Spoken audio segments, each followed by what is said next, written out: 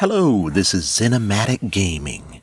Today I am talking about Kingdom Come Deliverance 2. Although nothing specific this time, just a general commentary on why I am so excited about this medieval, open-world RPG. Role-playing games have always been a genre that thrives on immersion, and Kingdom Come Deliverance achieved this like few others. I think most of us agree that it was one of the most authentic gaming experiences ever created. It started off a little buggy, but it got better pretty quickly. With the potential to build on this incredible foundation, the sequel could very well redefine what a historical RPG can be. The original Kingdom Come Deliverance was the passion project of Daniel Vavra, a visionary game designer previously known for his work on the Mafia series, which was also very immersive.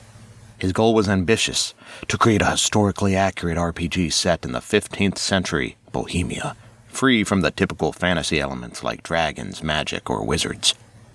Instead, the focus was on realism, bringing medieval Europe to life in a way no other game had attempted.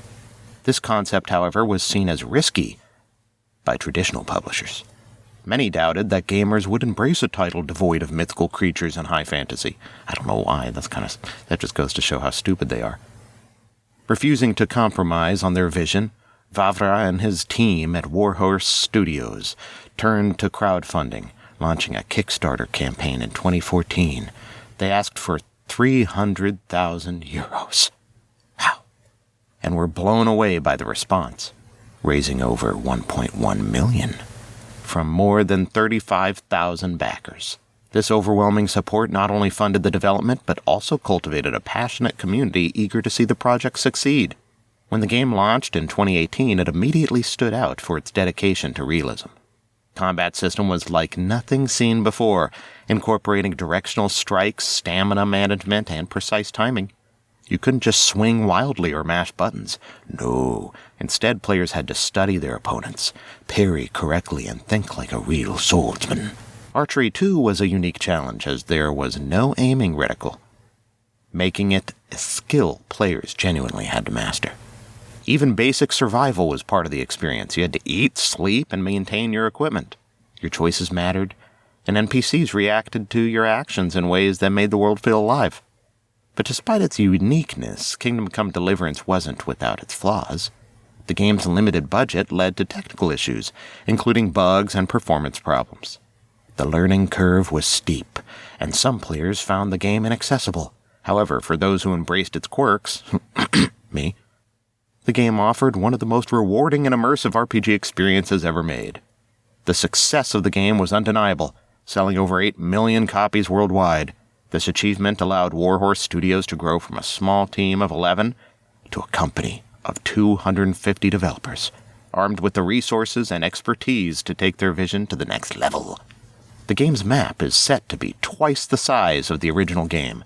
In fact, there are 2 maps, one for the Bohemian countryside and another for Kuttenberg.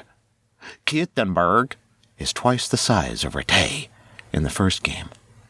This expanded world promises to feel more alive than ever, with dynamic NPC interactions, robust economy system, and improved environmental storytelling. We have also seen the AI system enhanced in various previews and trailers, something which has made the game's world react even more dynamically to the player's actions. While the original combat system was praised for its realism, it was clunky. Combat in Kingdom Come Deliverance 2 has been significantly overhauled. The 5-point system has been reduced to 4.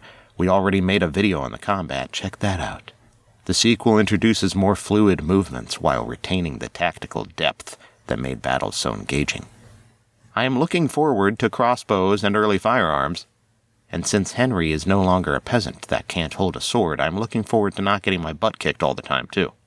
Stealth, a key feature in the original, is also getting an upgrade, infiltrating enemy camps, picking locks, you name it. Alchemy, an often overlooked but deeply rewarding system in the first game, is expected to be expanded, offering more crafting possibilities and practical uses, although we have not seen a lot of it yet. The narrative of Kingdom Come Deliverance 2 is set to raise the stakes. Players will once again step into the boots of Henry and face off real historical figures like Sigismund, King of Hungary, which adds authenticity to the story. Compared to the slow start of the first game, the sequel starts with a bang, as we saw in the gameplay preview on IGN. With over 5 hours of cutscenes planned, the sequel will deliver a more cinematic experience, deepening character relationships and immersing players in the world. Choices will have even greater consequences, shaping the story and world around you in meaningful ways. Warhorse Studio has also promised improvements to the game's dialogue system, ensuring that conversations feel natural and engaging. One of the most impressive aspects of the original game was how alive the world felt. Villages bustled with activity, and every NPC had a daily routine. The game takes this to the next level, with a more dynamic economy and NPCs who react even more intelligently to your actions than in the first game. If you steal from a merchant, don't be surprised if you find their shop struggling or even abandoned later in the game. NPCs will react to your crimes and good deeds even more dynamically, as we saw in one of the gameplay trailers where Henry was getting punished in Kuttenberg.